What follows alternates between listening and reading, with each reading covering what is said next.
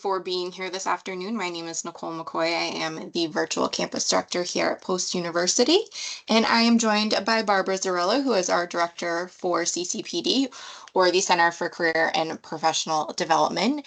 And we are very excited to have Barbara here for our Next Step Career Success. Our topic for today is interviewing. Take it away, Barbara. You both. I'm excited to kind of chat with you today. I'm going to take a minute and share my screen so you can see my beautiful slides. So I'm not sure if you guys have attended a session before, but I'll just really briefly give a little overview of what we do and kind of introduce myself. So I'm Barbara Zerillo, as Nicole shared. I'm the Director of the Center for Career and Professional Development. We also have Michael, who works in my office, and we just hired a new staff member named Taylor, who's also working in our office. So you might see any of the three of us if you come and book an appointment, which we hope you do. The short link is just bit.ly/postccpd to book a time to meet with us. And we can meet with you to go over resumes and cover letters, job and internship search, mock interview preparation, general career services, and more. So really anything related to career, we're happy to meet with you about. And if we don't know the answers, we will find them for you. So hopefully within this workshop, this is what we're going to cover today. So by the end of the workshop, ideally, you will understand the interview process and what employers look for. You'll learn how to answer some common questions using what's called the STAR method. You'll improve your interview techniques for virtual and in-person settings, and you'll learn options to practice interviewing with Big Interview or scheduling a mock interview with us. You'll also be able to build a confidence and manage interview anxiety. That's the goal. Hopefully you'll feel like that when you come out of this. It's definitely an interactive session. This is a small group today, so do not be a stranger. Feel free to drop something in the chat, ask me questions at any point, just so that way we can kind of keep the conversation flowing. I'm happy to have you interject questions that you might have. Okay, so to start off, I would love to just hear a little bit about what is your biggest challenge with interviews. So I'm going to launch a little poll.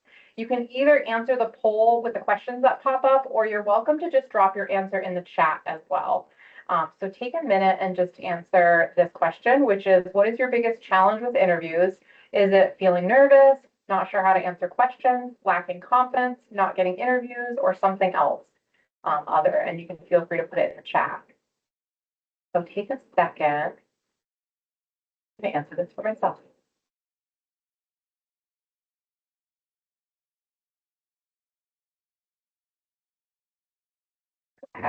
Okay, awesome. So feeling nervous came up, and then not getting interviews. That is tricky. Both of those things. Feeling nervous, it's the more you know about interviews, the more you practice for interviews, the better you'll feel. So hopefully today I'll be able to give you some tips and tricks for practicing interviewing. And not getting interviews, sometimes it is not you, it's the job market. Sometimes it is there are things that you can do to change or tweak your resume to really make it customized. But also I think just applying to jobs can be hard, especially in depending on the market you're into and in the industry you're working in. And so just being aware that sometimes it's not you, it's them. They might not be, looking at your resume or pulling it from the pile for a number of reasons that sometimes has nothing to do with you. So I will add that to the mix as well to hopefully make you feel a little bit better about when you are applying. That being said, there often are things that you can do to increase the chances of getting your resume pulled and getting to that interview phase. So there's a whole other session I do on resumes, which I would recommend you attend if you haven't. And also we do one on cover letters, which is really great. Okay, so first, why interviews matter. Interviews matter because it's an opportunity to showcase your skills and experience. Employers really want to see how your background will align with the role. So they're looking to see you translate what you've done to how it's going to fit in the role. Sometimes people go into an interview and they're just saying what they've done in the past, but they're not taking that minute to connect the dots to the role that they're actually applying to. It's an opportunity to demonstrate your fit. It's not just about qualifications, but also seeing if you're a good fit for the team and the company culture. So it's also about that as well. It's an opportunity to communicate your value. Your resume gets you in the door, and then you need to connect your skills to what the company needs. Making a strong first impression. Many hiring decisions are influenced by the first few minutes of an interview preparation and confidence can go a long way. So it's definitely important to be fully prepared for the interview when you go into it, and make sure that you're going to be confident and in charge. Um, the next thing is take control of the conversation. Even though you're going in and the employer is asking you questions, it's really important to remember that you can guide the conversation by steering the answers toward your strengths, highlighting what makes you a great candidate, and sharing stories that will reinforce your value to the company. So again, they're asking those questions, but you're choosing how to answer them. And that is so important to remember. You don't need to blurt the first thing out that you think of. Sometimes it makes sense to pause for a minute, think about your answer, and connect it back to those great stories you have that show off your skills and abilities. And then finally, interviews matter because it's an opportunity to decide if the job is right for you. Interviews are definitely a two-way street. You want to ask questions to make sure the role and company align with your goals. Also, spoiler alert, you want to ask questions. They're always going to ask you, do you have questions for me? And it is important that you have questions. So make sure you think of questions ahead of time to ask them. And there's lots of resources as well to help you with that too. And we'll talk about that a little bit more later. Okay, so my second poll question is just going to be I'll do a thumbs up or thumbs down. For this poll question, I just want you to answer a thumbs up or thumbs down. Have you had an interview in the last 6 months? I'm just kind of curious what the audience has experienced. I'm going to check thumbs up because I interviewed for this job. I started here in January, so that was right around about 6 months ago. Okay, so a few people have said no. I said yes. Okay, great. So again, sometimes when you're not in the process of interviewing or you haven't gotten an interview, you're not thinking about practicing. People tend to come to us to practice interviewing the day before their interview, and I really recommend practice before that. Don't wait to the last minute to practice interviewing. Get in the habit of just trying to practice once in a while. And again, I'll share some resources today for how you can practice. Okay, so types of interviews you might come across. There is the good old-fashioned phone screening interview, which is sometimes that first step in the process. You get a quick call. Sometimes it's only 15 minutes or less. And basically, they're just asking some basic qualification questions. Really just, they're trying to see if you have some of the key things that they're needing that are kind of what we call knockout questions, where if you aren't able to do whatever it is they're asking or have that experience, that kind of knocks you out of the process. So they're really trying to figure out, is this worth sending this person along to the hiring manager? So these phone screenings are not an opportunity to go in and spend an hour talking about every single thing you've ever done. Oftentimes these people are HR or human resources people, and they're just hoping to keep this short and brief and get to the point. So it's nice to, again, be prepared, be ready to share really briefly your experiences, but know that it doesn't mean you're not doing a great job if it's a short call. The next one is video interviewing. These are more and more common. You always want to test your tech before. I'll say that a million times today, but it's really important with these that you kind of prep ahead of time and you know that your system's working. In-person interviews is when you're meeting face-to-face. Often that's the final stage. A lot of times people are doing the video interviews or virtual interviews prior to the in-person interviews. Just because, again, it saves time. You don't have to come all the way in. They're able to do a lot of them quickly. So that's a little bit more common. And then again, towards the final stage of the interview, they'll definitely want to probably see you in person, even if it's for, unless it's for a completely remote job, then they might just do virtual. And then the last thing I want to talk about is a panel interview. This could be in person. This could also be virtual. This is when you have multiple interviewers at once. Sometimes they call them a group interview. These are common as well, especially with virtual interviews. It's a lot easier for multiple people to hop on and jump in for a quick 30-minute or hour-long interview. So it's also possible that you'll get one of these. With these, it's really important that if you get added to an invite, take a look at the names of the people who are on that invite, look them up ahead of time, go on LinkedIn, check out who they are. You never know what you might have in common with someone. And while you don't want to be creepy and just blurt out personal information you found out about that person from kind of looking them up, it is great to be able to specifically know, okay, this person studied that. That might be the lens that they're looking at. When it comes to this role, or, oh, that person went to the same college I went to. Like, you never really know. And saying, oh, I noticed we went to the same college. probably will not creep them out. They'll just know that you did your research ahead of time. So that's always a helpful idea. So how to prepare for an interview, research the company and the role. So it's definitely important to review the job description, company website, and LinkedIn profiles of the people you're interviewing with, as I was just talking about. When you're reviewing the job description, if there is something in the job description that you do not know what it is, do your research on whatever that is. So if it's a technology tool that you've never used, look it up, even though you might think, oh, I've never used this tool before, there's no point. It might be when you look it up, you find out it's a tool used in healthcare that is very similar to a tool that you used in whatever industry you are coming from. So again, learning a little bit about whatever it is that's posted in the job description is not going to hurt you. And then definitely doing company research. Sometimes I like to just search in the news for if a company's had any recent news articles. It definitely helps in the interview to be able to drop, that I just saw that you went public 3 months ago or whatever it might be, something that's impacting them directly. You want to brainstorm your success stories. So before you go in, think about all those successes that you've had, and on a little piece of paper in the corner, just jot down a couple trigger words that will help you remember those key successes that you want to talk about in the interview. Again, you're the one that can guide the conversation. So once you come up with these, when they're asking you a question, you can figure out, does this relate back to any of those the three stories I had kind of jotted down. The other trick with this is to use the STAR method, which I have a whole slide on, where you talk about situation, task, action, results, and will help you highlight key achievements. Prepare your key talking points. Again, identify 3 to 5 strengths you want to emphasize, things that you want to bring up. Practice out loud, rehearse answers, use the system we call Big Interview that we pay for you to use, and schedule a mock interview with a career coach. So you can practice interviewing through our virtual platform, Big Interview. You can also practice by coming in to schedule a mock interview with us, either in person or virtually. We'd be happy to meet with you to do a mock interview with you.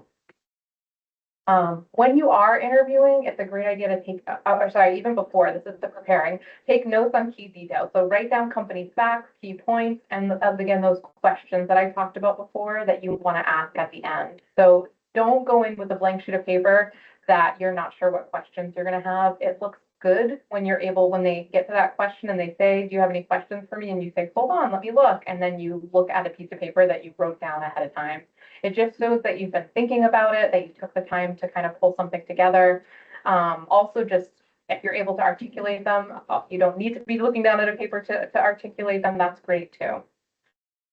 Finally, plan the logistics. Choose your attire, confirm the interview time, and test your tech for virtual interviews that you have. So again, it's always a good idea to kind of prep ahead of time for that.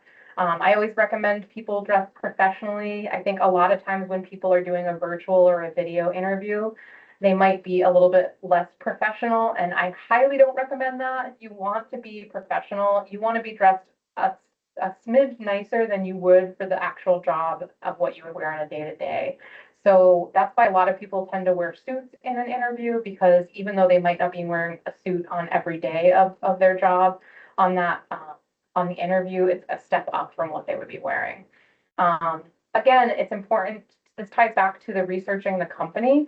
There are some companies that are not suit wearing companies. Like, for example, Google. If you go to an interview at Google wearing a suit, that sometimes can trigger to them that you didn't do your research, because it is not a suit wearing company. They are very casual.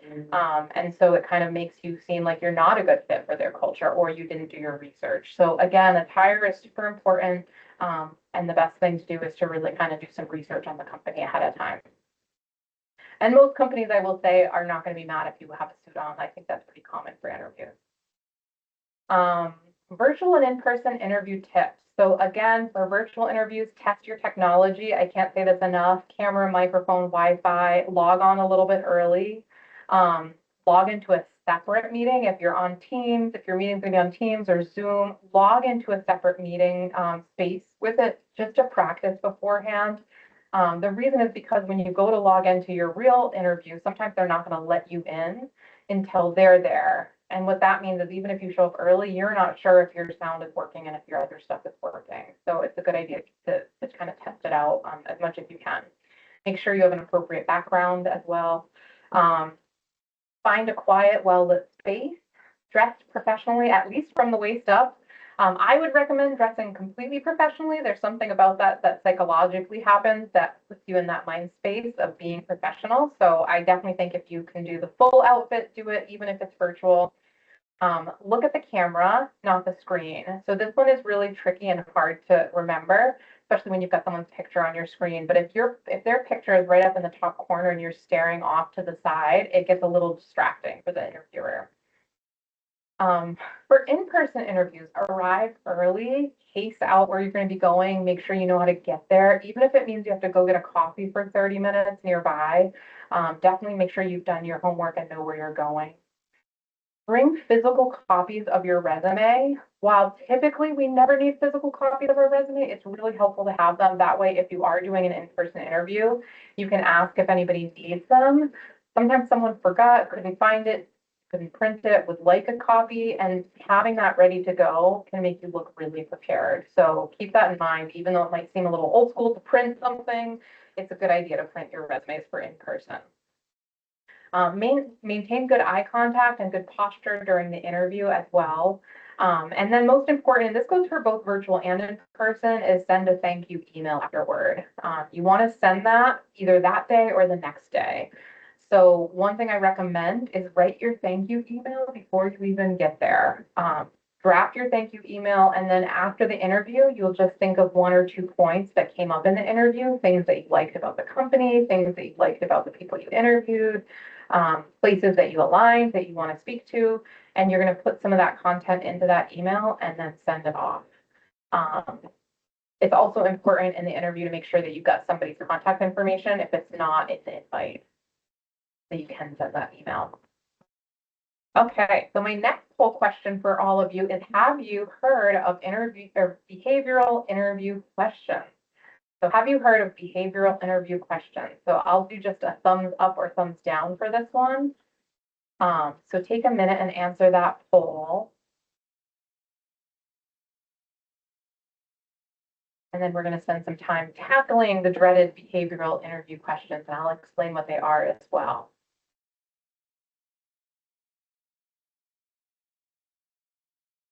Okay.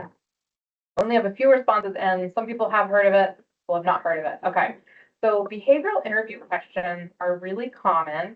A lot of these questions are going to be basically where somebody asks you to tell me about a time when, or give me an example of. And really what they're trying to do is they're trying to see how you behaved in the past in a certain situation. That's why they're called behavioral questions. And so, for example, someone might say, tell me about a time in the past that you dealt with conflict in the office. So they're looking for you to tell a story. The way that people get really tripped up with these is that they start telling a story about a time that they had a conflict without realizing where they're going, like what's the end point of their story they're telling. And so sometimes what that translates to is them saying, oh, here's an example of when I had conflict. I worked with another staff member, they were horrible, it didn't go well, and then I got fired. And that's the story that they tell. So sometimes going to that worst example is kind of a big no-no. You want to really instead think about what's a positive outcome story that I have an example of conflict that I dealt with during that story, but ultimately it ended in a positive outcome. So I'm going to go through some tips and tricks for how to do this. Once you practice this, it becomes easier and easier. So one of the methods we use is STAR, which is you state the situation you were in, the task, what needed to be done, the action, what did you do, and the result, what was the outcome. So the example that I just gave clearly showed a result that was really negative, and our goal is for these STAR answers to land on something positive. So let me go to the next slide. So I think I have some examples. There we go. Okay, so again, so situation is set the scene. Task, what needs to be done, action, what you can do, and result, what was the outcome. So example question, tell me about a time you handled a challenge at work. So I would love it if anybody is willing to drop in the chat a one-sentence example of a challenge they had at work, and then we're going to kind of wordsmith it and play around with it. So if someone wants to share a little bit of something in the chat, that would be fantastic. I'll give you a second to do that. So tell me about a time you handled a challenge at work.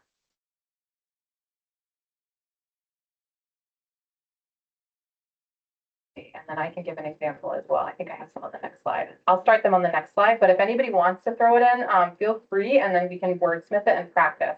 So you'll get a direct answer for your conflict story or your challenge at work. So here's some examples. So tell me about a time you had to solve a problem at work. This one is nice because it's set up a little bit positive. It's asking how you solved the problem. So this one is a little easier to end on a positive note. So what you're going to do is choose a real challenge you faced, explain how you handled it, and highlight a positive outcome. So the example I gave here is a customer received the wrong order and they were upset. I quickly investigated, corrected the mistake, and offered a discount on the next purchase, which improved their experience and retained their business. So the positive outcome at the end was that it improved their experience and retained their business. So they went through kind of the situation, what had happened to the customer, how you handled it, you investigated and corrected the mistake, and then the highlight of the positive outcome, which improved their experience and retained their business. So it kind of went through all aspects of that. The next one, describe a situation where you had to work with a difficult coworker or team member. So a tip for this one is focus on how you handled the situation professionally and maintain a good working relationship. Again, this isn't where you want to say that you had a difficult coworker and you got fired or you got them fired. You want to think about something that ultimately helped you to have a good relationship with them in the end. So an example is a teammate frequently missed deadlines affecting our project. I scheduled a check-in, understood their challenges, and helped divide tasks more efficiently. This improved our workflow and we met our deadline. So this kind of gives the example of going through that whole process again. And then the last one is give an example of a time you had to adapt to a big change at work. And now this one is a great example to share because it kind of talks about, again, it's not negative, it's not positive, it's just a big change at work. Employers here want to see flexibility and problem-solving skills. So how did you manage that change? So the example I gave is when my company switched to a new software system, I took the initiative to learn it quickly and trained my team, reducing downtime and helping everyone adjust. So again, these all follow that STAR method and kind of walk through it. Next, I'm going to go to this, some other common interview questions. So these are other questions. They're not necessarily, these ones are not behavioral questions, but they're the hard questions that can kind of come up in an interview. So while we're going through these, pick out whichever one is the hardest that you think and drop it in the chat. And we can even kind of troubleshoot one of them if we're interested in that. So tell me about yourself. This is super common question. I would always prepare for this question as your first question in an interview. This can come up on the screening call. This can come up in virtual, in person, all of that.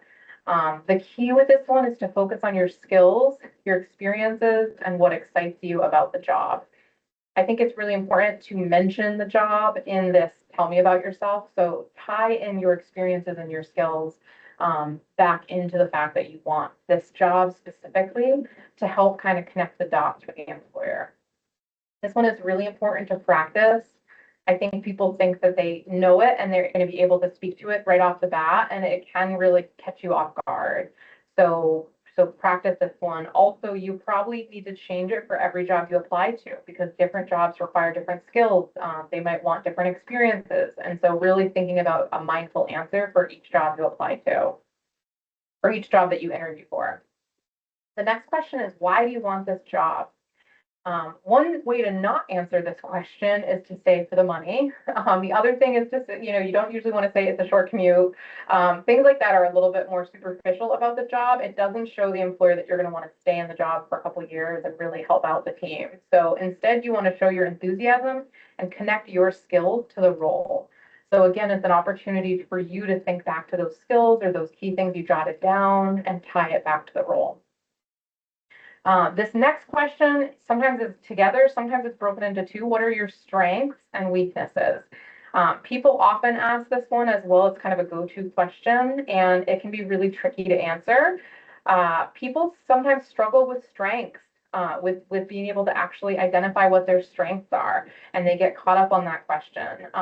And I think in particular, people don't like to feel like they're bragging, but talking about your strengths and talking about your background in an interview is not bragging. It's really important to reframe that and make sure that you know what your strengths are for a job when you go into the interview.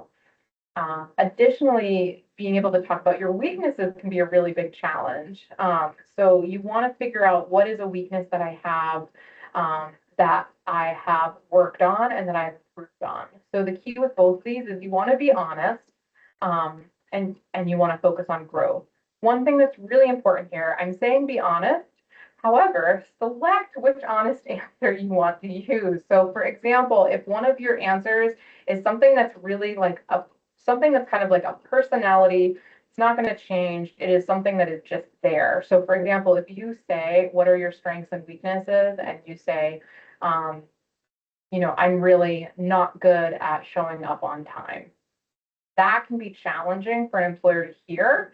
And then think about how you're going to fit in and how you're going to come into time on work. So something like that really is kind of um, a bigger personality piece that's challenging. A way that you could say something like that is, my weakness in the past was time management. I would struggle with, might have been getting a task done on time because I was so focused on, doing a good job on the task. And over time, I've worked on that to make sure that I'm balancing my desire for a perfect product with making sure that I can meet deadlines. And I've really improved in that area. So that's a great way to speak to time management without saying I can't show up on time to work. So again, think about these ahead of time. What is your weakness and how can you focus on growth and how you've grown and how you've improved? The other thing with this is sometimes it's helpful to think about, hold on, take a sip of water. Sometimes it's helpful to think about the job that you're applying to and think about what that weakness is. So for example, if someone asks me what my weakness is for a certain role, I might say, I think for this role, I noticed that there's a lot of budget management in this role, and I've not done direct budget management in the past in a professional setting.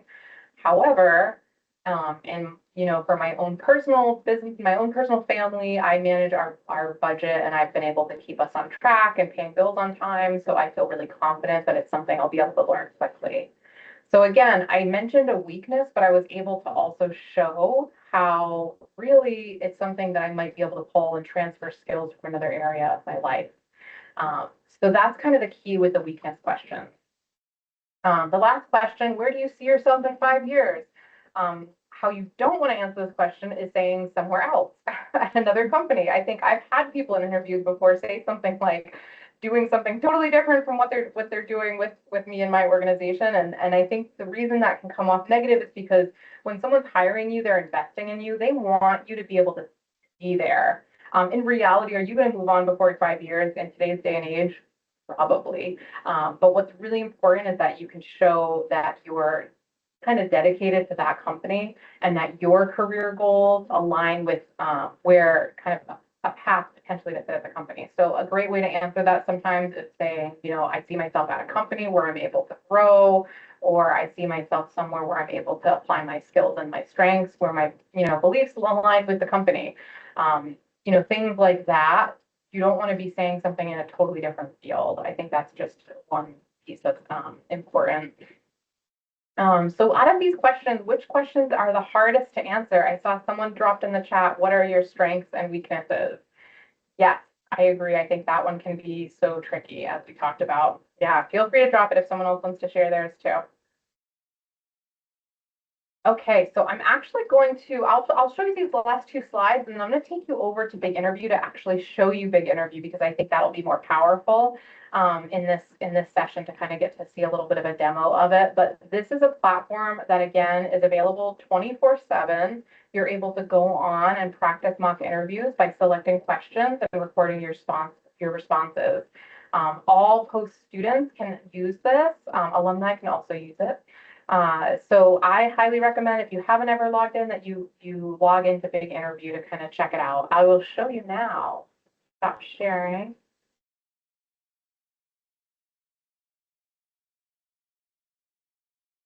Right, and we can pull up my Big Interview to show you.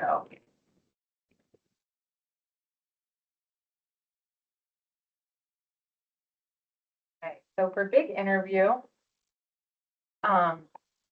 you can just literally Google www.bigginterview.com. Once you get in, you're going to go to log in. I'm thinking of my post one. Let's see if I can do. Otherwise, I have to remember my password.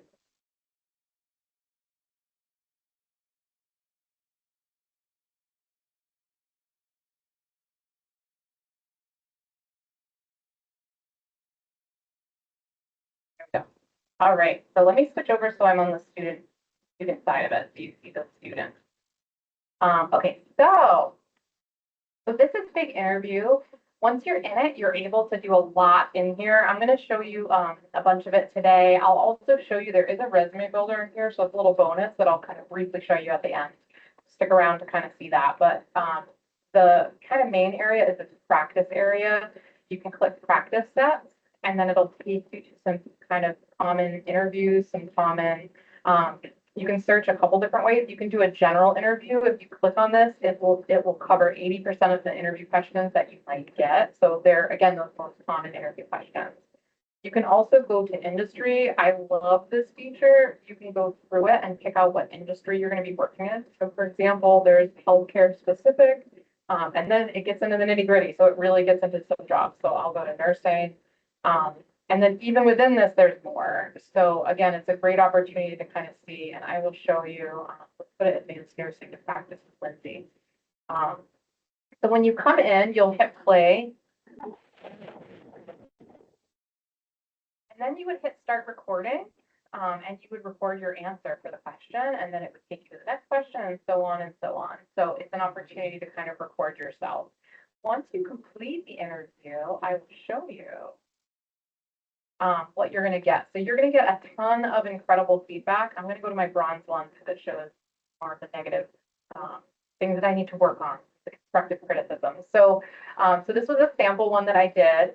And for this one, it went through my feedback for the interview question. And so it actually, AI gives you all of this feedback. So it talked about my answer relevance. It talked about the pace of my speech, how quickly I was speaking. Here, I was speaking really quickly. I said 4 times, so it counts that. It let me know that my vocabulary was smart, accessible, and accessible language, which is good. I use power words, and you can always click on here to say learn more, and then learn more about what the power words, what's the power, what are power words and what does that mean?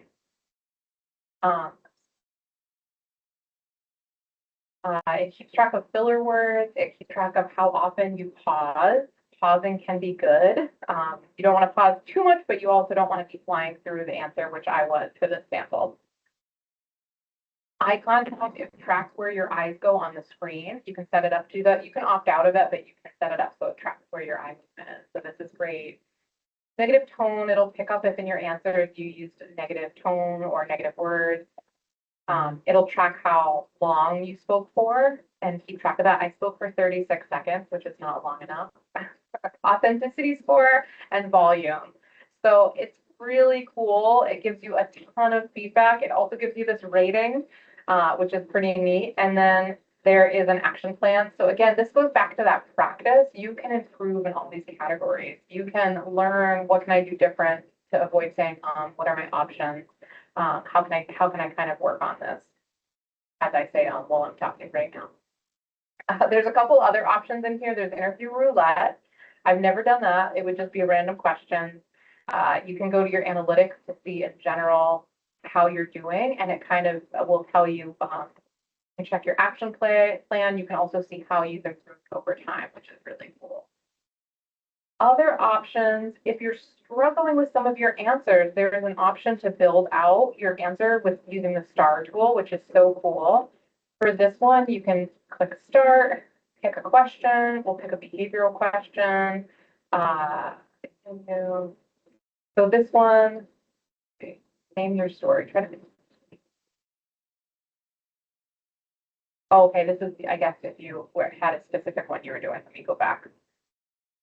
Yeah, so the tell me about yourself is one. So here you would be able to actually practice typing in what you're going to say and then tell me about you. And there's even a sample answer that you can listen or watch to be able to see what some options are. So really cool. And then this is where your answers live. So that's a great feature of the practice. I'll just show you one more and then I'll take you over, kind of give you the bonus of the resume builder. So in this learn section, there is something called an interview curriculum. It kind of goes through a lot of different things. You can do a fast track where you can quickly watch a bunch of videos on interviewing that are going to help you in the interview. There's also a mastery track, so you can go through that. Lots of different other videos on other things, even like your first 90 days in a new job, what to do, negotiation is helpful. Resume, we'll go walk through some of the tips and tricks for resumes, job search. So again, some really great resources in here. You can also go to the question library. And if you go to the question library, you're able to specifically, I think, get tips. Yeah, so I think it goes through every question and it gives you some tips and tricks to how to answer that question. So why did you decide to pursue a career in accounting? With this interview, what the interviewer is looking for, and then it tells you how you want to answer. So again, really helpful to dive in and to practice. And it's got this list of great questions. Okay, so now I'm going to hop over. I'll show you really briefly the resume builder. And I also want to add at the end, I'll leave some time for questions. So don't hesitate, start dropping questions in the chat now. Any questions you have about interviewing or anything else career related, I'm here, you're here. We might as well use the time if there's something I can help you with.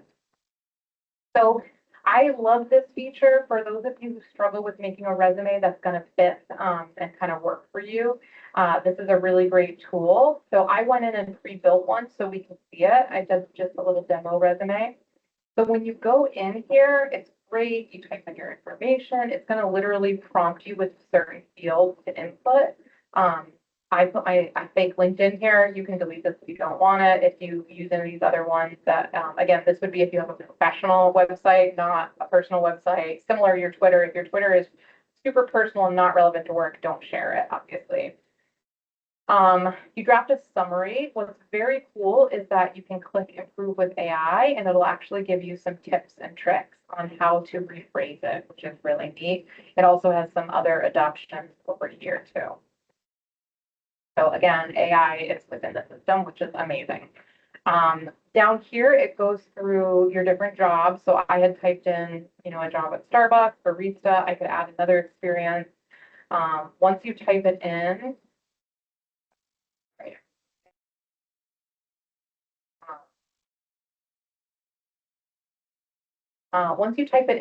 because of the title of barista, it actually comes up with some suggestions of names. You might have another title you put here. Audio systems technician. Again, it's going to have some suggestions. So it's a really impressive system that has a lot of information in it. And then you can go right through these ideas or these bullet points to say, did I do these things or not? So super helpful.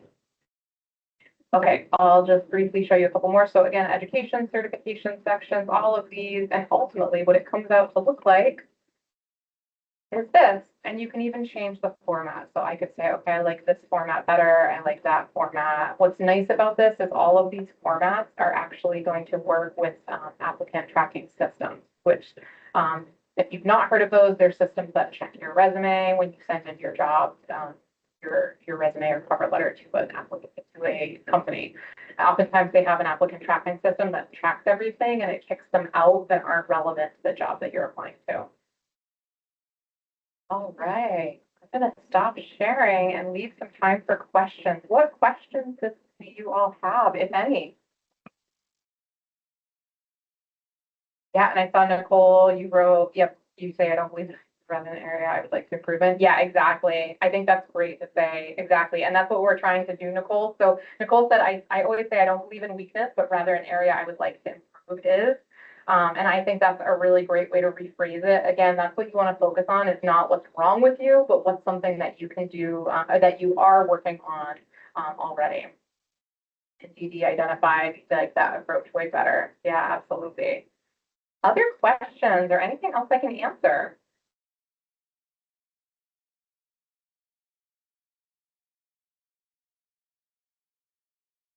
All right. Well, I will give you some time back in your day. I hope this was helpful. I'll stick around for a few more minutes in case anyone has one-on-one questions they want to ask, but this was great. And I hope it was so nice to meet you all. And I hope that this was helpful for you.